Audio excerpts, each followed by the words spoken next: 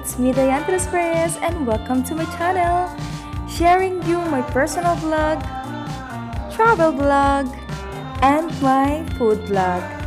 Well, I mean everything.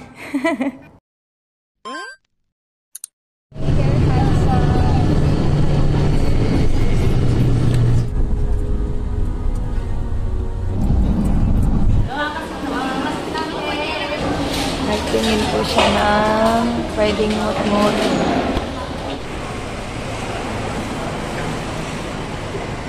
Tulog yard. Inaantok pa po si Lablab, sumasakit lang.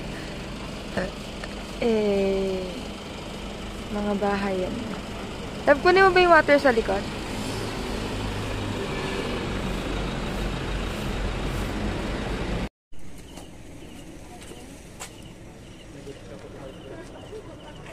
Time check, 5:41.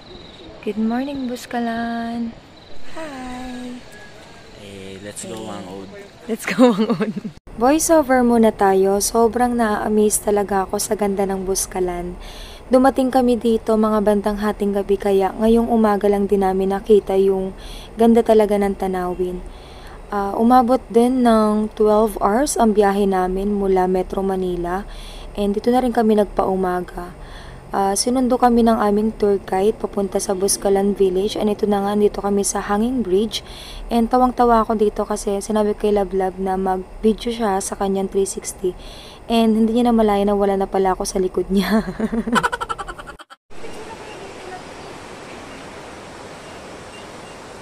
Hi Lab. Takot ikaw? Nakaraot na si Lablab. Morning po. Tulog pa. Ano ba? Love, tingin. Okay ka lang? Hi, love. Hindi pa kami pagod. Grabe. Grabe yan. 10 minutes pa lang ata tayo naglalakad, Love. 10 minutes pa lang kami naglalakad. Grabe, nakakapagod na agad. May warm up pa yan. Naglakad pa ng mahaba yan. Nag-jogging pa. Thank you, Lord, for the sunshine. Ganda ng sikat ng araw. Love. Ganda ng sikat ng araw. Thanks, God. Nauna kami maglakad dito kasi sobrang tarik talaga ng daan papuntang Buskalan Village and kailangan mo talagang mag-stop sa paglalakad. Kaya medyo nauna kami at yung mga kasama namin andun pa sa bandang likuran. We are blessed na binigyan kami ng magandang panahon dahil kakalabas lang ng bagyo at hindi rin naman biro yung biyahe papunta dito sa Kalinga dahil sa lugar. Kaya po ang na yan, love? Apa pa lang ni Wangod. You're so funny.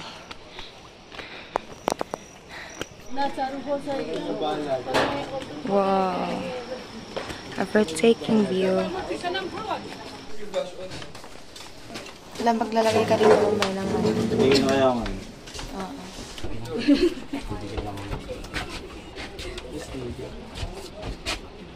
Sheesh.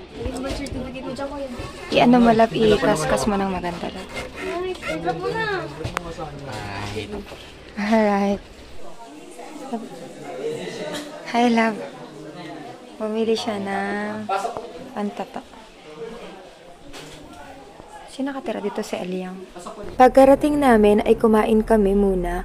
And dito sa homestay namin sa Buskalan ay may kasama kaming joiners na hindi rin naman nakakalayo sa edad namin. Sa puntong yan ay nagsabi yung tour guide na marami pa daw backlog si Apo Wangod dahil napakaraming bisita nung weekend at kailangan pang matapos ng kinabukasan.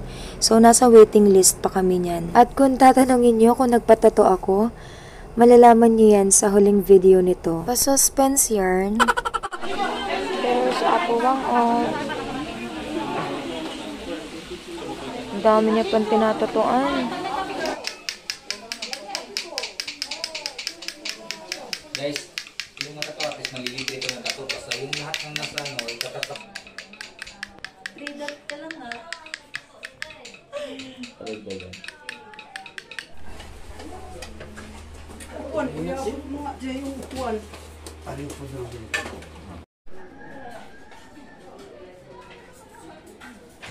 sarap. Mga bandang 3 PM ay natatuan na rin ang ating mga kasama at si Apu Wangod pala ay hindi na nagtatato ng ibang design kundi yung kanyang 3 dots lang na signature niya. And ayun, nung umaga ay nagpatato na rin sila sa ibang tattoo artist. Nagpunta sila sa homestay at naisipan nila Blab na magpatato ng design na ang ibig sabihin ay God is greater than highs and lows.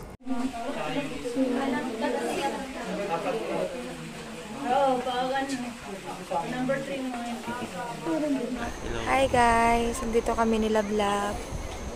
Nagtitingin kami ng tanawin. Sobrang ganda guys. I get ink. I get ink. This is the tattoo. Lablab walang tato.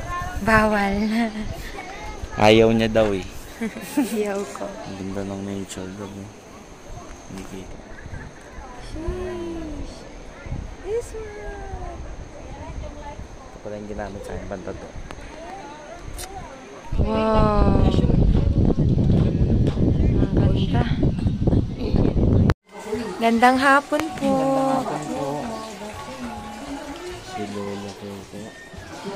Ay, ang ganda niya. Siguro ang ganda niyan dalaga pala. Ang ganda niya. Picture tayo na. Alam. Hello po. Ang ganda niya. Ang ganda niya. Ano to sila ba?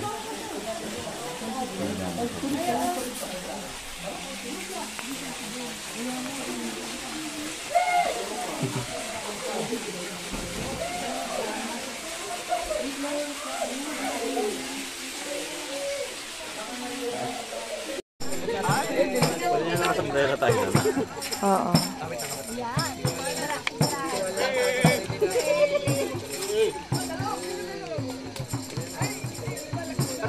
Love. Ano daw po si Love. Ang cute mo, Love. Uwian na tayo. So, story time muna before tayo makauwi. Nakaka-amaze lang yung kanilang culture. Kasi, nung hapon, napansin ni Love dun sa katabi ng bintana, sa mismong homestay namin, na mayroong puntod at doon nakalibing yung kanilang mahal sa buhay. Parang year 1981 ata or 1985. Nakalimutan ko na kasi hindi ko siya tiningnan dahil natatakot din ako.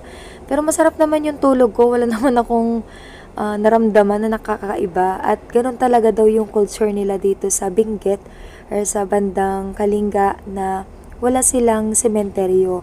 At pwede nilang ilibing yung kanilang mahal sa buhay kahit sa loob ng bahay or sa kung saan nila gusto.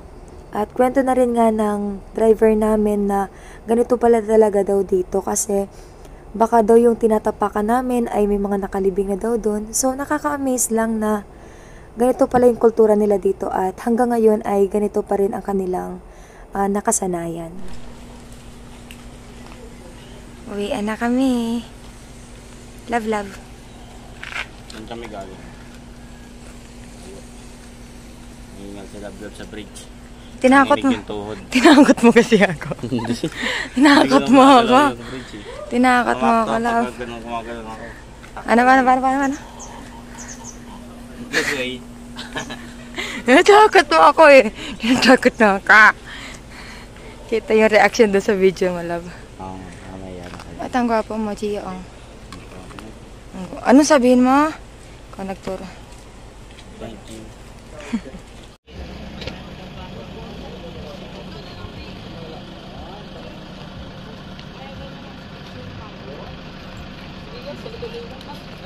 Mag-photographer pa si Love. Picture tayo Love dun. Sir JM.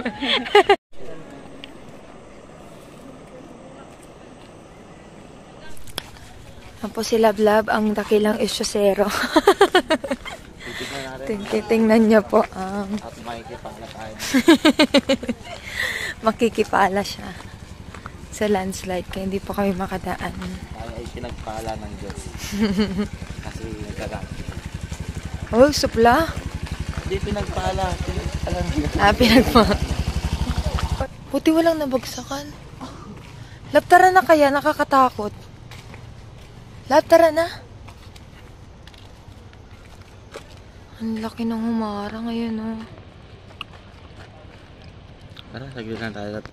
Maghapon na daw sila kahapon dyan. Hala? Malalaki yun, no? Kahapon na pala yan, love. Inuunti-unti lang. Siyemay. Ha? Kahapon pa pala daw yan?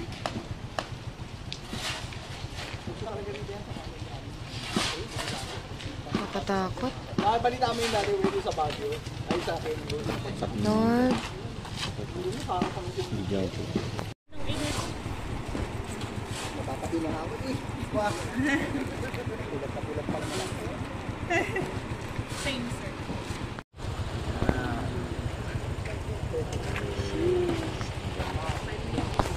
Anong oras na, love? 9:31. 9:31 na. Andito pa rin kami. Ang laki pa rin kasi ng mga bato. Oh.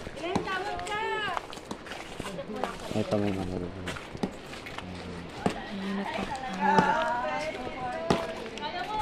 Tara na. Yan si Kuya. Yay! Finally!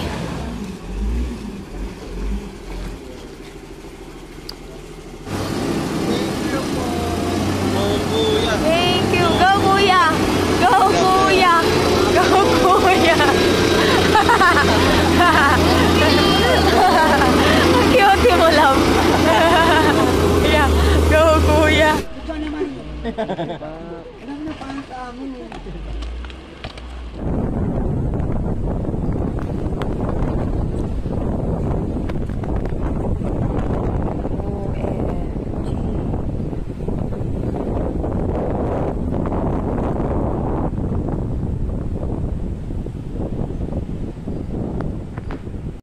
Yan yung pinaka-rice terraces namin dito. Vegetable terraces.